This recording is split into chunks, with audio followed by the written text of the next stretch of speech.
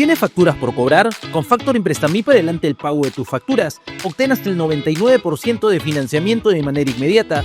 Simula tu adelanto aquí.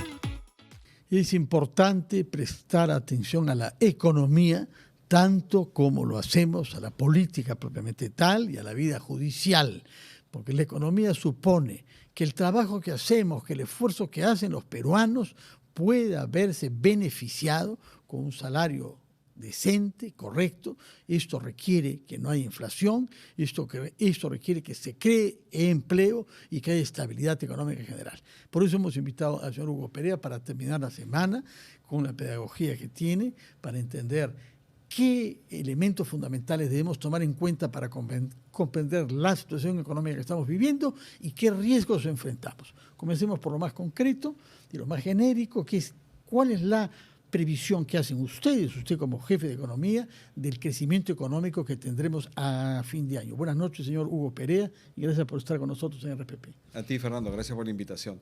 Nuestra previsión de crecimiento actualmente para el 2025 está en 3,1%. Un poco menos que la del MEF. Un poco menos que la del mes, pero ahí en el consenso, ¿no? Está alrededor del 3%, poco más, poco menos, pero más o menos el consenso de economistas, analistas, entidades multilaterales, etcétera, está alrededor del 3% para este año, que en términos comparativos con la región no nos deja mal. Vamos a ser de las economías más grandes que... Pero no basta. Pero no basta. Para crear empleo, reducir la informalidad. Hay que tener en cuenta que la comparación con América Latina no necesariamente es el mejor barrio del mundo emergente. Si nos comparamos con el sudeste asiático, que crece al 5%, vamos mal. Si nos comparamos con América Latina, que crece al 2%, iríamos, entre comillas, bien. Pero es lento, como tú bien anticipas, porque no genera suficiente empleo para reducir rápidamente pobreza. Y que es un poco las preocupaciones que están en la mente de los ciudadanos, ¿no? Tener buenos ingresos, empleo. ¿Por qué no logramos superar esas tasas mediocres, pese a que hay algunos sectores que marchan bastante mejor que otros? Comercio, consumo, el gasto, por una parte, y luego la minería.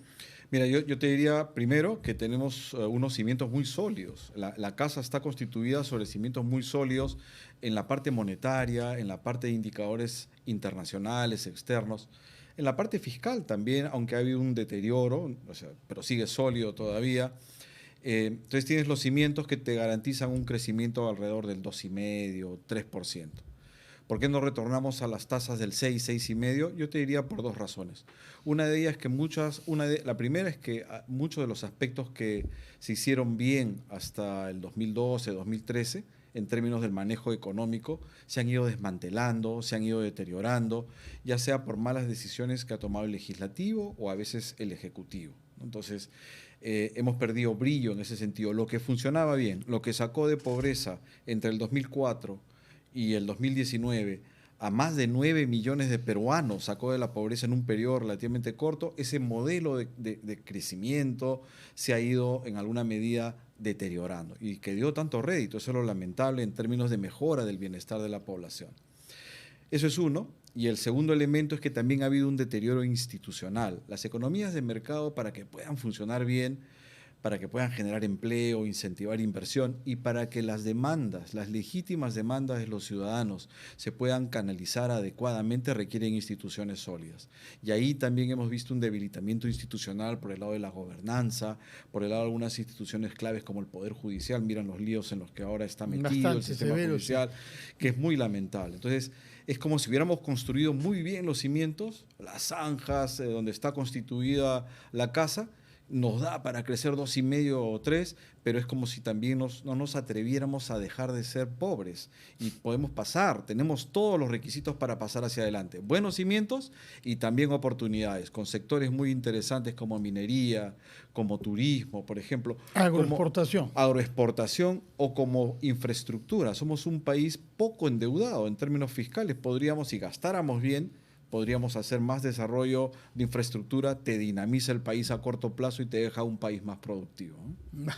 No podemos construir un puente peatonal entre Miraflores y Barranco y tampoco tener una idea clara de lo que será la carretera central en el otro extremo del volumen, ¿no?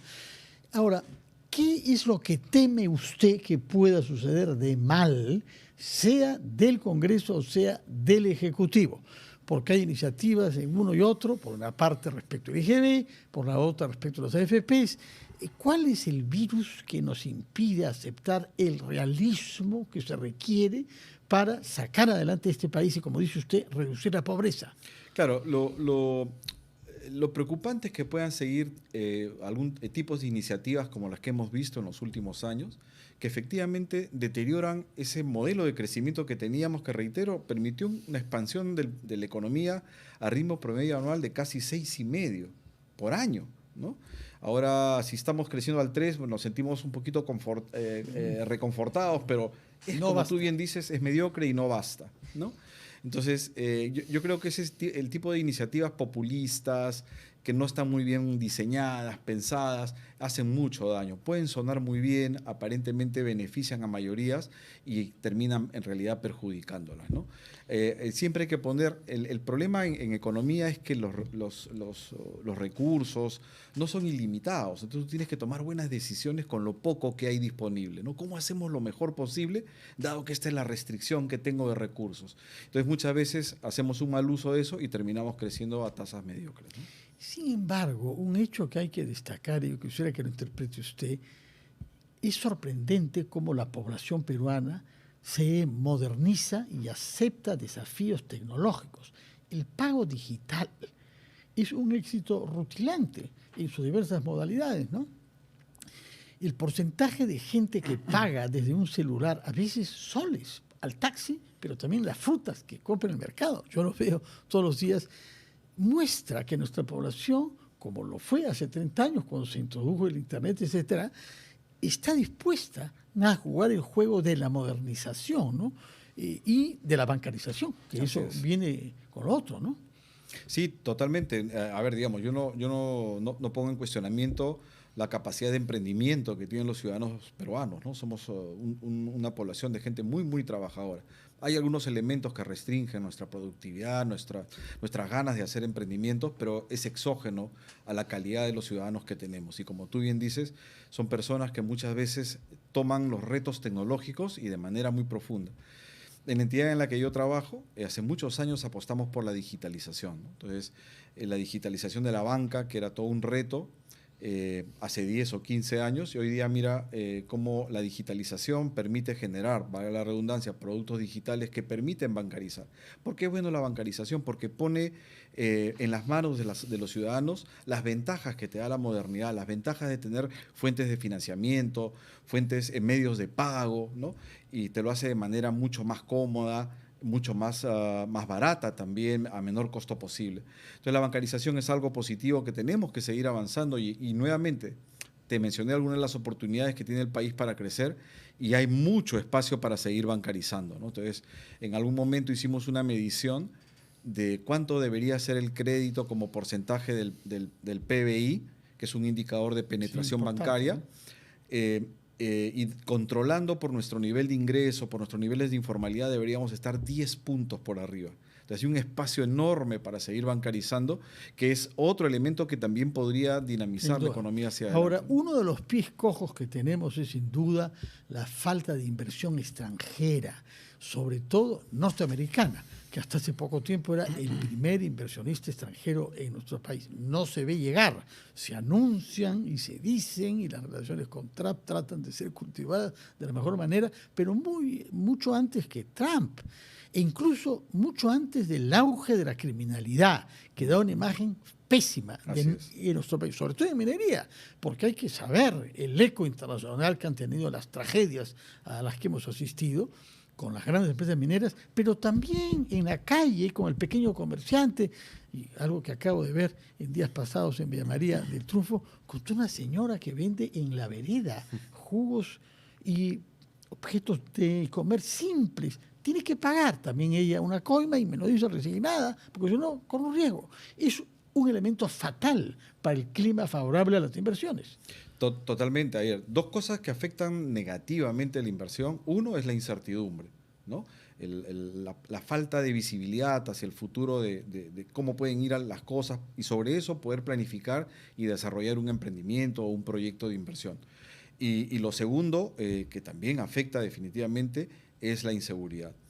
el costo que estamos enfrentando, el costo económico que estamos enfrentando los peruanos para atender los temas de inseguridad no son poco significativos. Hicimos una medición ahí en BBVA Research replicando una metodología que propuso el BID, el Banco Interamericano de Desarrollo, y nos salía que más o menos los recursos que se dedican en comprar cámaras, a hacer más seguridad, el lucro cesante por la bodeguita que cerró y no va a recibir ingresos en los próximos 10 años porque está siendo extorsionada, o la señora que vende un jugo o zumos en la calle. Bueno, toda esa medición entra y nos está saliendo como 3,1% del PIB, del PBI, que es más o menos, eso es como 9.000 millones de dólares de recursos que se distraen de la inversión a la seguridad. Hugo Perea, economista jefe del BBVA, como dicen los españoles, o BBVA, como decimos en América Latina. Muchas gracias por estar con nosotros el viernes y despedir la semana casi juntos. Y gracias por al mismo tiempo hablarnos abstracto y macroeconómico, pero con una mirada concreta en la vida de los peruanos, de todos los sectores sociales. Muchas gracias y muy buenas noches, feliz fin de semana. Y para terminar la semana, hemos invitado a un joven filósofo que nos va a hablar sobre la inteligencia artificial y sobre su aplicación a la medicina, planteando la eventualidad de que la muerte pase a ser algo facultativo para los seres humanos si es que logramos aplicarla con eficacia, según él, a luchar contra el envejecimiento de nuestro organismo. Vamos a escucharlo con interés a Víctor Andrés García Belaúnde Velarde. Vamos a la pausa primero.